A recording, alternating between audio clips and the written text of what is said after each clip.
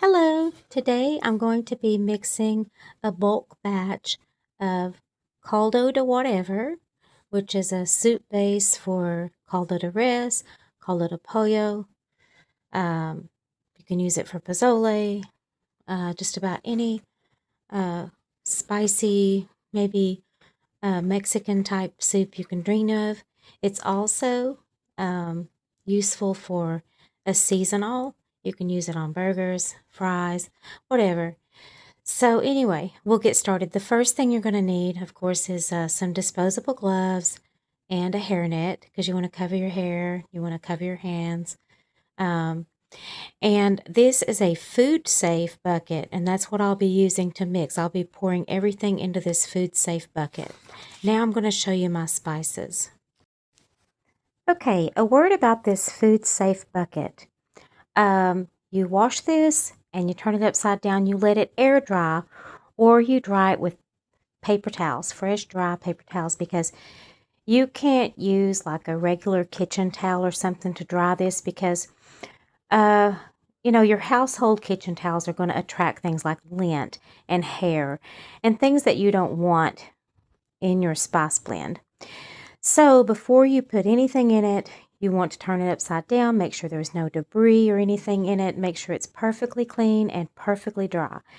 Moisture is the enemy of powdered and ground spices, dry spices, so everything that you work with has to be really dry and clean.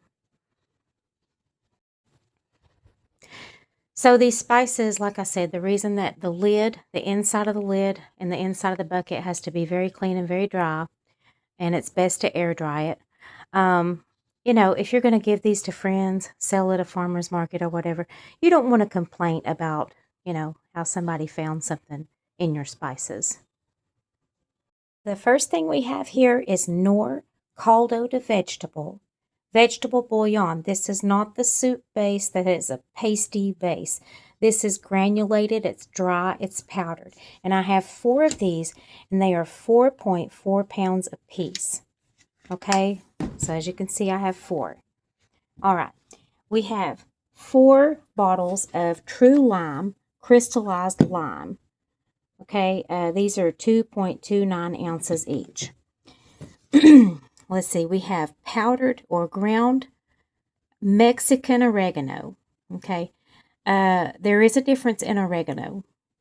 And let's see here, this is a 6.5 ounce. We're going to be using half of this jar. But the Mexican oregano has a different flavor than regular oregano. It has a more citrusy, more lemony vibe to it.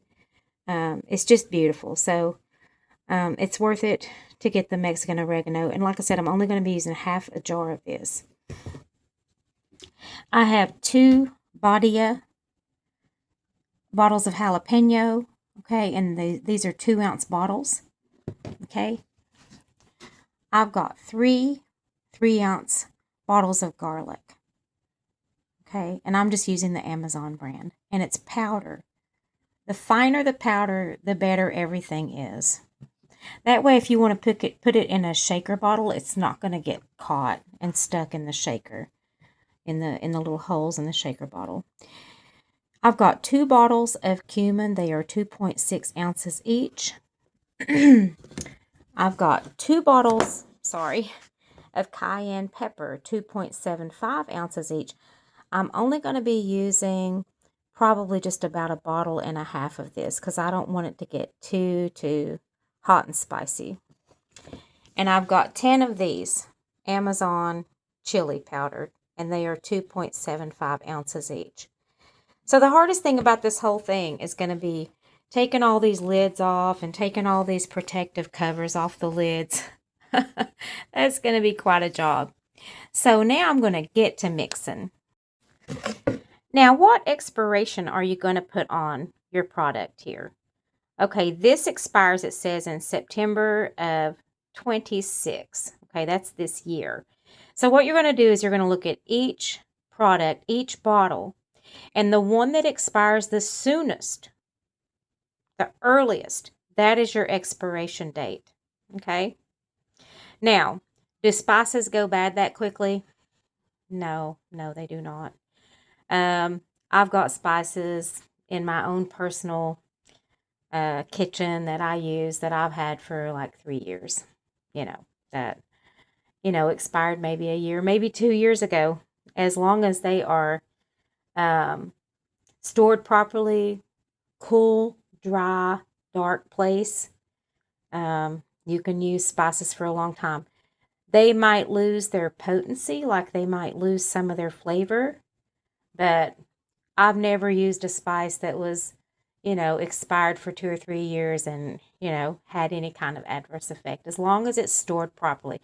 If the lid's halfway off and, there's all kinds of humidity, the humidity can get in there. It can make your spices cake. It can make your spices mold and mildew. But proper storage will make your spices last a lot longer than the expiration date. That's just from me to you. Okay, I've got all 4 of the buckets of the Nor Caldo de Vegetable in this bucket, and it's a little over half full, so that's quite a bit of product. Now I'm going to add the lime. Now what you have to watch is this has a silicone dioxide packet. You don't want to stick your bare fingers in there. You need to either be having gloves on or retrieve it with something that's sterilized and sanitary, so that you don't contaminate your batch. So you have to watch for things like that. And if you're going to be stirring or anything like that, you need to be using metal, okay? Not glass, not plastic. Okay, I've got all the lime in there. Now we're going to go with about 3 ounces of this. About 2.5 ounces. I don't know what I'm saying. 2.5 ounces of the Mexican oregano. So that's going to be about 1/3 of the jar. I think earlier I said half. That's way too much. So yeah, about 1/3. All right, because you want it to have that Mexican oregano flavor, but not too much. All right. Actually, that's more like 1/4 of the jar. 1/4 of the jar. Yeah. I just kind of eyeball it, but I'm trying to tell you as best I can how much seasoning is in this batch of each seasoning. Now we're going to go with a jar of this Badia jalapeno, and this is like a 2-ounce jar. Okay. All right. And after I mix it all up, if I decide it needs more, I have another jar that I can use. But I think that's going to be enough. Now, I've got 3 bottles of garlic powder, but I'm only going to use 1. Okay? And I'll taste it and see if I need more. I have 2 bottles of cumin, but I'm only going to add 1 right now. I'll taste it and see if I need more. I have got 2 full bottles of cayenne, but now remember, I just added a bottle of jalapeno. So I'm going to just add half a bottle of this cayenne, and if I need more, I'll add it. But cayenne is pretty strong, so I'm going to only put about half. Okay, I have 3 of these Amazon chili powders. I'm sorry, I have 10, but I'm only going to put 3 now. I'll taste it to see if I need more.